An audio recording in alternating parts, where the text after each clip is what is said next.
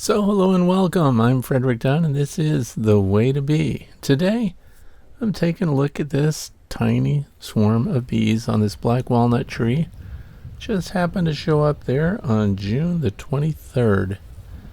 And I was thinking, should I just let them go? So I left them there overnight, and since they were still there this morning, I decided to go ahead and collect them.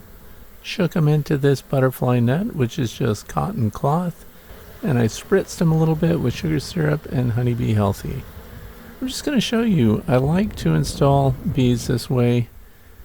In other words, put them on the landing board with the edge of the butterfly net and just watch and see if they'll go into this single 10-frame Propola box. By the way, it has one old brood frame in there, and the rest is heavy waxed foundation. So we're going to see if they'll even go in at all. I mean, you have nothing to lose this time of year. We have more bees than we need, but why just leave them out there? That's why I waited to see if they were going to be there in the morning, and then since they were, we'll just hive them up. They have plenty of time to build up here in the northeastern United States, northwestern Pennsylvania. We have lots of resources out there. If you notice too, I'm not putting any feed on this hive. This is how the lazy man installs bees. So I put the butterfly net through the fence, rest it on the landing board, pull up a chair, sit down, and watch. Now I'll explain one of the reasons I like to watch the bees walk in on their own. Number one, they're choosing this hive. And you may be wondering what entices them to go in. Well, a couple of days before this, I put some light spritzes of Swarm Commander in there all the way in the back. And that's key here because there are some things I want you to notice. Look, they're all starting to walk up the fabric. They're going to go along the edge of this butterfly net and they're going to walk right in. So you might think, did you drop the queen inside that hive?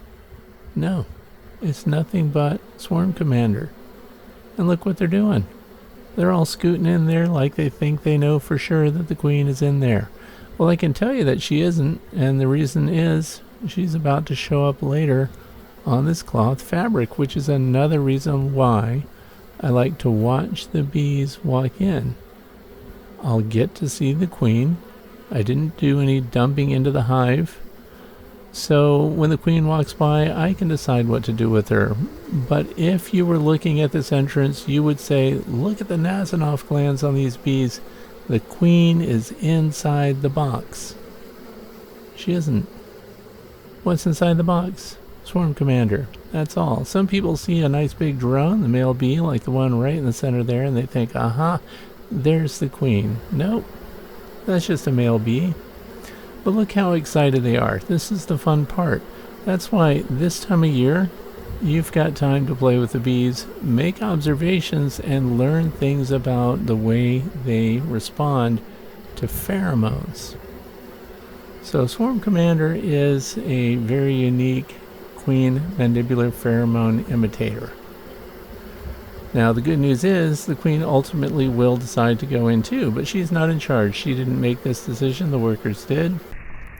And of course we slow things down so that we can also see what's going on and talk a little bit about it. But they're clearly showing their Nasonov gland. If you look at the bee with its abdomen facing towards us here, lower left, that last segment that's open, it's a little bit out of focus, but they are spreading that pheromone which tells all the others in the butterfly net that this is home and this is the place that you want to occupy.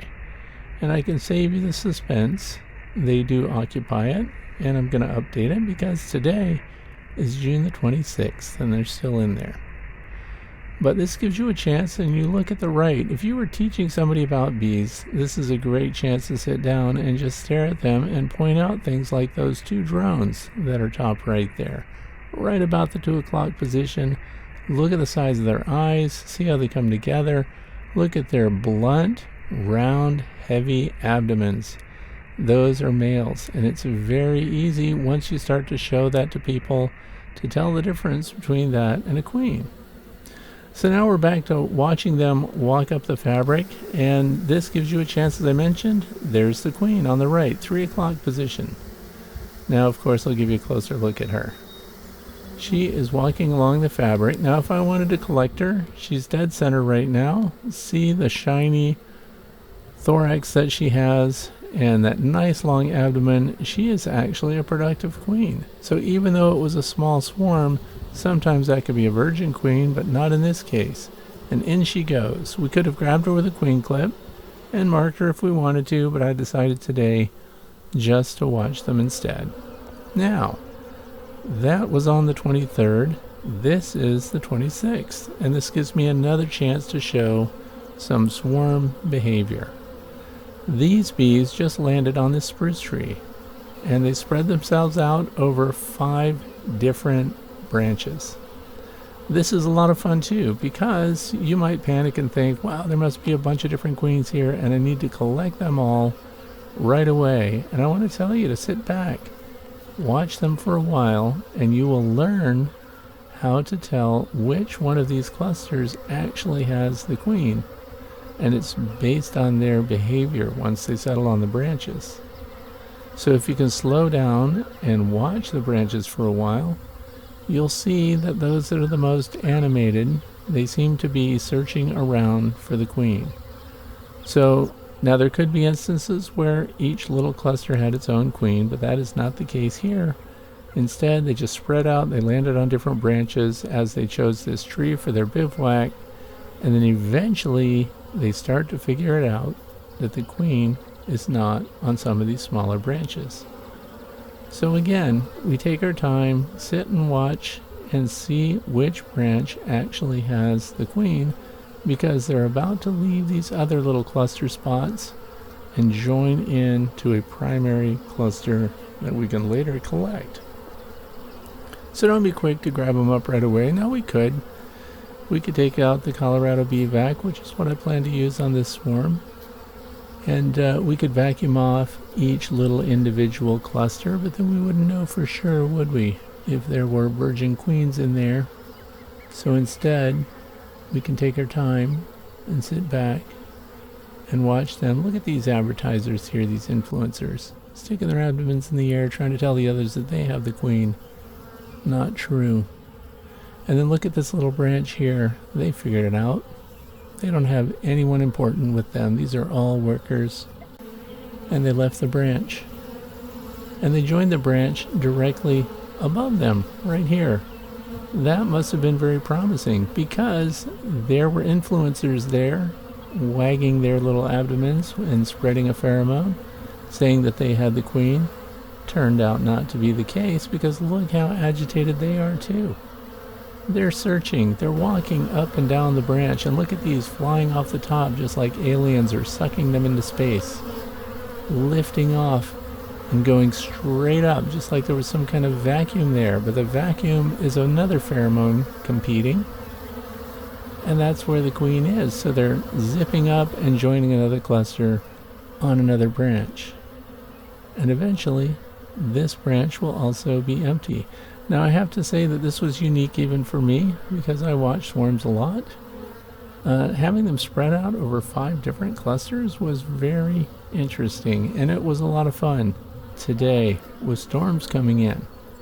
To watch them make that decision, I was fairly confident they wouldn't just fly off. And keep in mind, I have all the bees I need, so this isn't something that I actually have to collect, which lets me relax a little bit. I'm not worried about losing the swarm. I can just watch them reorganize themselves. So here they are again, and by the way, can you spot the drones here? Look for the big eyes that come together at the top of their heads. The one's being fed right there in the little strand at the bottom. And so they're all abandoning this branch too. And keep in mind, this group drew the group down below them up onto it, changed their minds, and now they've gone to another cluster. So if you give them time to settle, you'll figure out where the queen really is. Now let's jump back over to the June 23rd hiving. Was that a laying queen, or was she a virgin? Well, we can tell, because even though it's only 3 days later, We're going to see some pollen going in already. Look at that. Right in. So, she must have already started laying eggs. And look at this, housekeeping. When they're drawing out dead bees or cleaning up detritus and things like that, they've decided this is home. So they don't clean up a motel room. No way. But if they're going to live there, they certainly clean things up and they start provisioning it. And that queen is productive.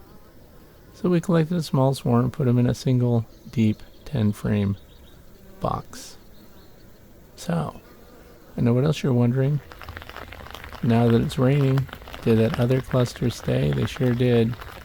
So this swarm taught us some things. They were spread out, now they're consolidated, and they're quiet. Of course, they have to endure the storms. We got over an inch of rain this afternoon alone. So, tomorrow morning, we'll get up and we'll get the bee vacs out and collect those. So thanks for watching. I hope you found this enjoyable. This has been The Way to Bee.